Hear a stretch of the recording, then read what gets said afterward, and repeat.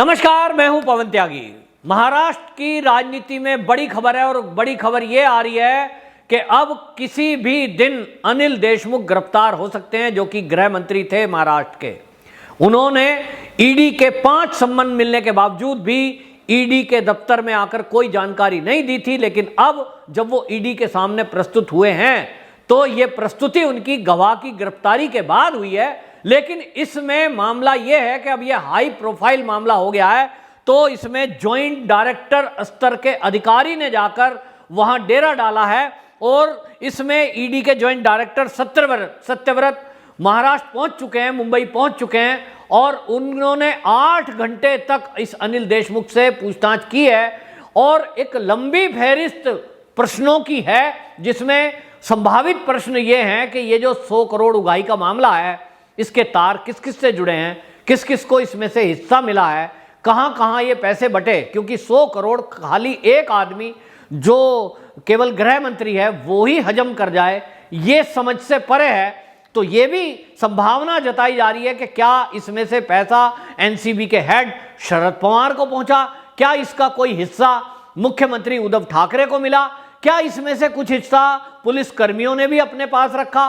बहरहाल ये वहां के उद्योगपतियों से तो वसूली हुई, होटल मालिकों से, बार मालिकों से, दुकानदारों से ये वसूली हुई और इस अवैध वसूली में कौन कौन किरदार हैं ये खुलासा होना बाकी है। लेकिन इस मामले में जिस तरह से ईडी के सम्मन दिए जा रहे थे और अनिल देशमुख फरार चल रहे थे, तो ये माना जा रहा था और ऐसा है भी, लग रहा है कहीं ना कहीं बहुत राज अनिल देशमुख ने छुपाए हुए हैं और उनको वो राज के खुलने का खतरा था, इसीलिए वो फरार हो गए थे।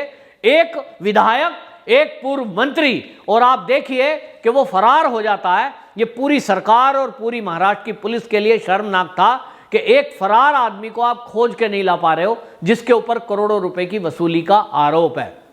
लेकिन आपको बताएं, इसमें गिरफ्तारी हुई, सीबीआई को केस ट्रांसफर हुआ था और सीबीआई ने संतोष जगताप नाम के गवाह को भी गिरफ्तार किया है। इस गिरफ्तारी के बाद ये माना जा रहा है कि पूरे घपले और घोटाले की इसमें अब खुलासा होगा। और आपको बताएं, जिस तरह का एक ये ईडी ने सम्मन जारी किए थे और 4-5 सम्मन के बाद भी जिस तरह से अनिल देशमुख ये प्रस्तुत नहीं हुए थे, इसके बाद तो गिरफ्तारी निश्चित रूप से बनती है।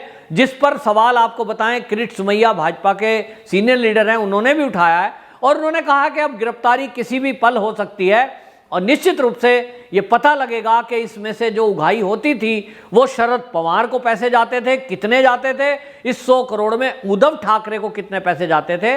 तो किरीट सोमैया, जो कि कई बार खुलासा कर चुके हैं आरोपों का, निश्चित रूप से उनको जो उन्होंने ये हिंट दिया है और एक तरह से मैं कहूं तो जो आरोप लगाया है, इसका जवाब ईडी के पास है। वो जांच के बाद सीबीआई, ईडी इसका जवाब तलाशेगी कि वाकई में इस घपले और घोटाले में, वसूली कांड में कौन कौन किरदार शामिल हैं।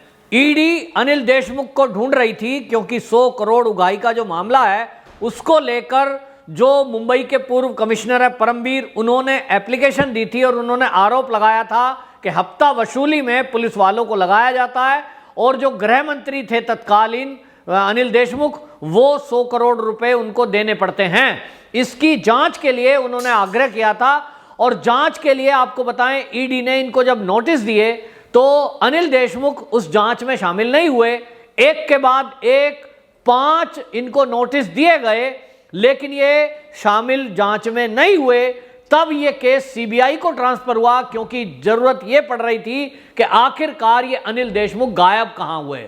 एक मंत्री होते हुए ये मंत्री से इनका इस्तीफा लिया गया, लेकिन पूरी पार्टी और उद्धव ठाकरे इस पर मौन थे कि आपकी सरकार में बैठे हुए गृह मंत्री, वो इस्तीफा आप दिलवाते हैं, लेकिन उसके बाद वो व्यक्ति गायब कहां हुआ। पूरी मुंबई पुलिस पर, पूरी महाराष्ट्र की पुलिस पर भी सवाल था, स्कॉटलैंड यार्ड की पुलिस कहे जाने वाली पुलिस, अगर आपके मंत्री निर्दोष हैं तो क्यों नहीं उनके बारे में कोई खबर, जानकारी लेकर वो ईडी या सीबीआई को दे रहे थे।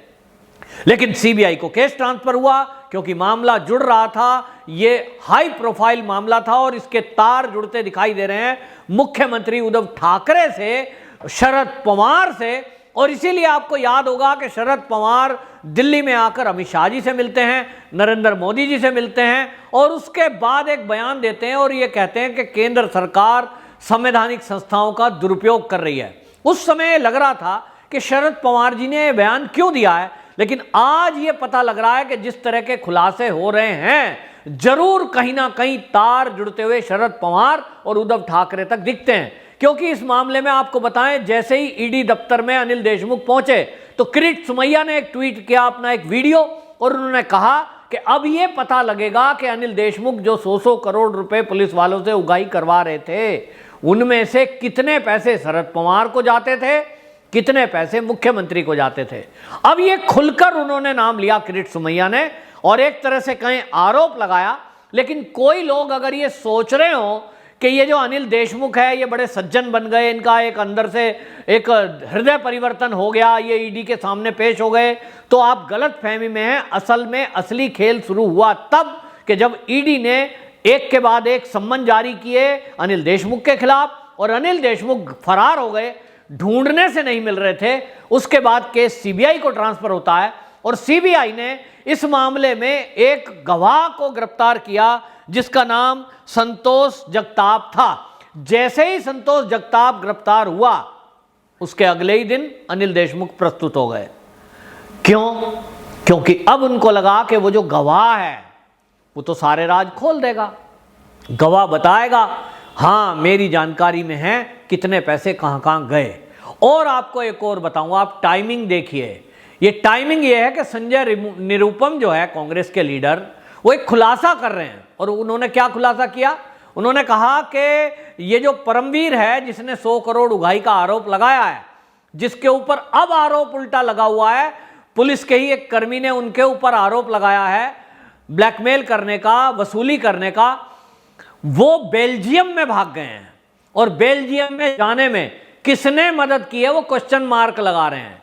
लेकिन संजय निरुपम जी, आपकी सरकार महाराष्ट्र में है, आप ही की सरकार के माध्यम से वहां 2 गुट और हैं, एनसीपी और शिवसेना, ये 3 दलों की सरकार चल रही है। और आप सवाल पूछ रहे हो किससे? पत्रकारों से या बीजेपी से? सवाल तो ये है, बेल्जियम भागा है, अगर वो भागने में कामयाब हुआ है और आपका वो अपराधी है, किनका अपराधी है? महाराष्ट्र पुलिस में एफआईआर दर्ज है बाकायदा, तब फिर ये जिम्मेदारी महाराष्ट्र पुलिस की है, ये जिम्मेदारी उद्धव ठाकरे की है। और संजय निरुपम जी, ये जिम्मेदारी आपकी भी है, क्योंकि आपका दल भी उद्धव सरकार में शामिल है।